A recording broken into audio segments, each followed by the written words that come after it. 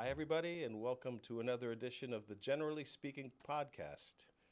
We are recording today, as always, in the studios of the WVHC podcast studio on the campus of Herkimer County Community College. And just for the absolute record, today is April 30th of 2025. And today we have another in our series of extra special guests, another one of my teaching colleagues from here at Herkimer County Community College, Mike Masi, Chief Mike Masi. Good morning. Teaching in our police academy and other areas.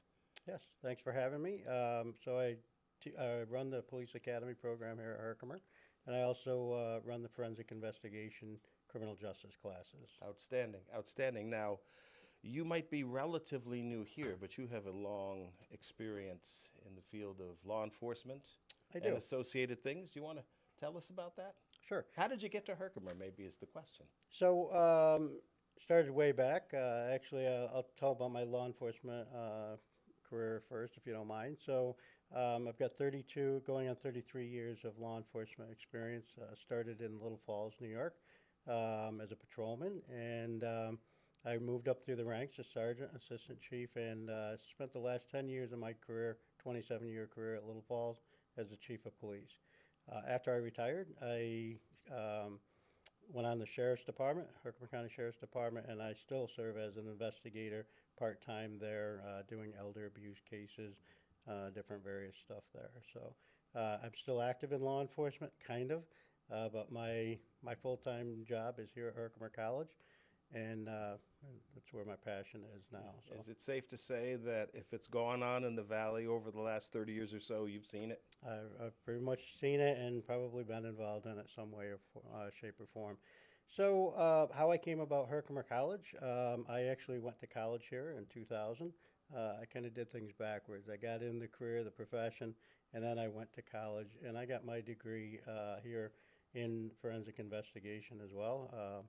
And back then was Litton Clark and Sure. Tom Lenahan. Oh, yeah. They were awesome mentors, and actually were really integral in getting me involved in teaching and helping young officers and the forensic stuff, all the criminal justice teaching. So they were a big part of that. Linton Clark actually was my instructor in my academy back in '93. No kidding, So, really? yeah, So was he happy to see you a second time? I don't know about that. I really, I'm going to say yes, but he's not here, so he can't argue. He didn't right? kick you out of the program or the class, I hope so. Not that we're going to admit to today. No, So, those guys were giants among the faculty. yeah, one of the things that really brought me interested in Herkimer, and I was on the board for the CJ board for a period of time, was the mentorship atmosphere with the instructor, the professors that were here. That was huge for me because I was older. I was going to college. I didn't really thrive in school in high school. So the fact that they took me under my wing, and all the students, and really got you involved in the profession that you chose, and made you part of the family. And I really, that made me feel interested in pursuing that as well. So how we ended up in Herkimer, I ran the police academy at Little Falls from 2000 till 2019. And in 2018, I wanted to start a part-time pre-employment academy, basic course for police here at Herkimer. So we did that. We had sponsored that program at Casanova College for years, and I wanted it local. So we had been talking to Herkimer College for a period of years, and finally that happened in 2018, and we started the program here. We're on our 7th class right now, Wow. getting ready to graduate our 7th class. So How many students do you have? So this year graduating? is 13. Wow. So it's somewhat small, but I have to tell you, it's a nice thing. And a little bit I'll talk about the simulator and how having the smaller classes allows you to get a lot more stuff done. Absolutely. Yeah, talk about this simulator. What is that? So the simulator, one of the big things that we have found in policing in general is the need for people to be able to communicate, right? So it's not like things used to be in law enforcement where When you started on the job, when I came on, they threw you the keys, just go out there, don't worry about what they taught you in the academy, go out and do, figure it out. Yeah. And it was all well and good. Today, our officers have to be so much Yeah. more versed in everything. In particular, they have to de-escalate, right? They have to be able to do that. And unfortunately, as time goes on, we see people, in particular kids, coming out of school, they're a lot less they're not as able to communicate. Yeah. Yeah. So the simulator was an idea that I had to be able to teach and throw all these different things, not just the escalation, but how to deal with a wide variety of threats, of different situations that we just logistically can't do in real life in the training programs because of money, because of staffing, all that stuff. So the simulator pulls all that together, puts them in a fully immersive process that we can teach them a whole variety of things, in particular how to communicate. So we applied for a grant, and a federal grant, and we didn't hear anything for over a year. You know how those things work. I do. Then all of a sudden, this grant opportunity came up, and we were able to get on board with that and get the simulator here. No other pre-employment academy that I'm aware of, and I know none other in Herkimer or New York State has it, and I don't think any full-time academy has a 5-screen, 300-degree simulator like we have. It is really impressive technology. It's genuinely immersive when you're in it. I've had a chance to stand in there while the situations are being projected on the screens around you, and the sounds are surrounding you as well. So it is a pretty fair replication, I would say, of being in a particular space with things happening around you. Yeah, we just so we do in addition to offering it to our students. So the cadets that go through our academy here, they do at least 30 hours of training through the whole 2 semesters of their course, and it's in all sorts of areas. But we also the college is generous enough to offer the simulator up to use for our local law enforcement agencies. So to date, since we started that, we've trained members from all the different departments in Herkimer County, as well as some we're in Oneida County now. So a lot of different Oneida County probation has come down and used it. Some of the smaller departments have come down and used it from Oneida County. How does the feedback differ from the students who are in the academy who utilize that simulator space versus people who've been on the job who come back in and try it? How does the feedback you get vary, or does it? It's about the same. So even you think that obviously the recruits are really mesmerized by it. They're all excited and everything else. And you think the veteran officers, I think coming into it, they might be like, yeah, okay, this is just another day of training, until they get into it. And it is interesting to see it heightens their adrenaline gets pumping. They're really into the moment. And I have yet to hear anybody come away from that. And that's veteran officers that are on SWAT teams. Just Monday, we held training for the SWAT team here in Herkimer County. And they're just it's a challenge for them as well, and they get right into the mode. So when students graduate from the police academy, where would they typically go? Is there a usual destination for them coming out of that curriculum? So there really is, and one of the big pushes for the pre-employment basic course for police is it's the academy that every officer in New York State has to take is over 800 hours.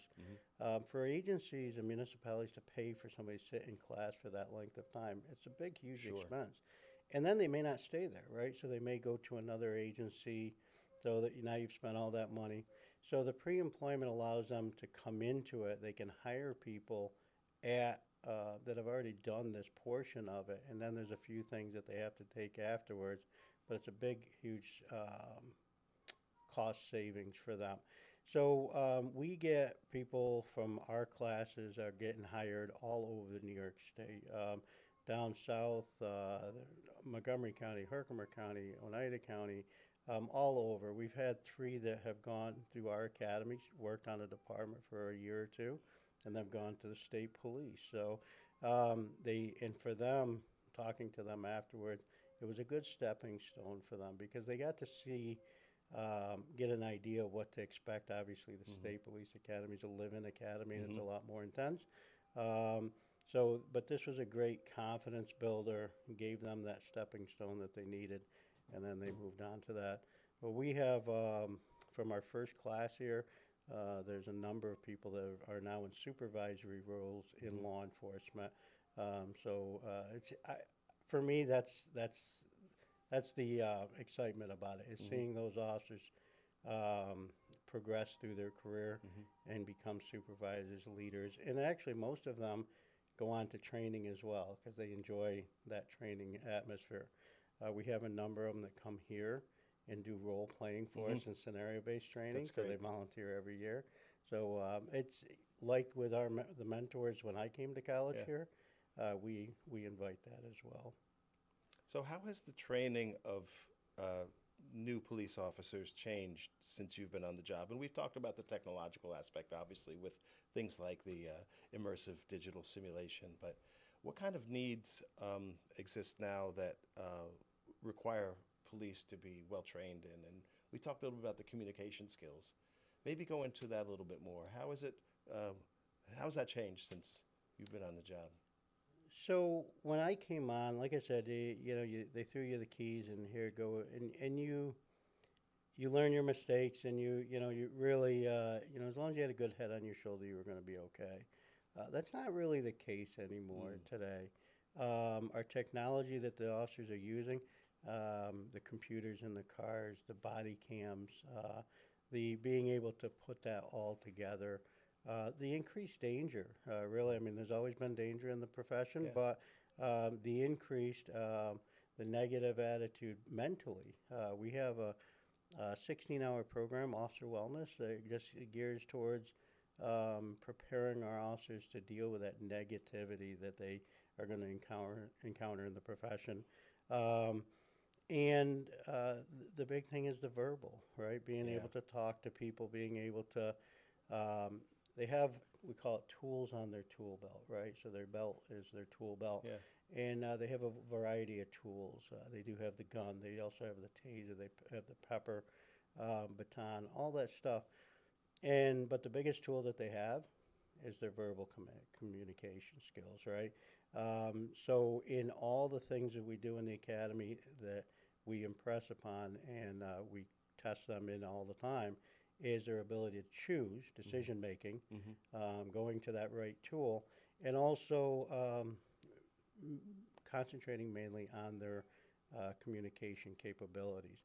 That was not a thing when I went to the academy. It wasn't really emphasized. They really told us this is the academic stuff. We teach you the laws, we teach you the defensive tactics, and then you go out on your own. We have to train our officers to be better prepared to deal with life. Sure. And life is different. So yeah, as we've seen throughout society and every avenue over that time frame, society continues to change and evolve, and thus the needs of law enforcement need to evolve right along with it. I know that in not putting down other programs, but our program we have over 200 hours over the minimum standard of training. So New York State says you have to have this minimum standard of training. We do over 200 hours additional to that. We train in a lot of different areas that other academies don't do that will better prepare them for the street when they get on the street. Just report writing alone. We have an instructor that they'll do a scenario on the simulator. They have to write a report on it, and then that gets corrected. And then weekly they're doing a writing assignment just to better prepare them for the street. Cadets coming out of our academy, I have heard from police departments, and I always check on it. How did they do? Were they prepared properly? What can we improve upon? And we're constantly tweaking that to whatever that response is. And it's always changing, so. Yeah, it's a tremendous need we have in our society, never more than before, to have a well-trained, benevolent police force. Because our society, as you put it, I think negativity is a word. We see it throughout all kinds of discourse now, and certainly must manifest in law enforcement. Chief, is there anything else you wanted to talk about or bring up? Anything coming up on the horizon that folks should know about? So I just want to throw out the forensic investigation that side of what I do also. So one of the things that we're working on is, and we engage BOCES programs in high schools all the time. Obviously, you have to be 21 to be a police officer. So at least in 20 to start that process. So kids coming out of high school, we really want them to do a couple semesters of college work, and then and then if they're interested in being a police officer, look us up in the academy. What we're working on is we coming up with that transition, right? If they do 2 semesters in their forensic investigation AAS degree, that will closely mirror, the academy closely mirrors, you get 31 credits for the academy. That will mesh into that forensic investigation class.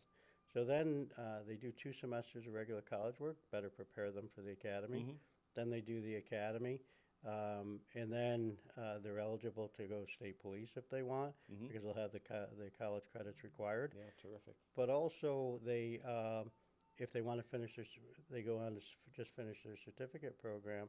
They'll have their certificate from the academy and can finish their degree in just a little bit of extra work there. So it's a nice transitioning from out of high school to college degree, which is going to benefit them, and also the police academy, which is what their profession wants. Another great example of our college, and it's being responsive to the needs of the community and the people who are coming up out of high school. I think that's something our college has always done a good job of. Well, Chief, I got to tell you, I've learned a lot about the police academy and forensic investigation and you today, and I want to thank you for agreeing to appear on this little old podcast, the Generally Speaking podcast. Thank you for inviting me. I appreciate it. Thank you so much for your time, and want to thank you for watching the Generally Speaking podcast, and we'll catch you again next time.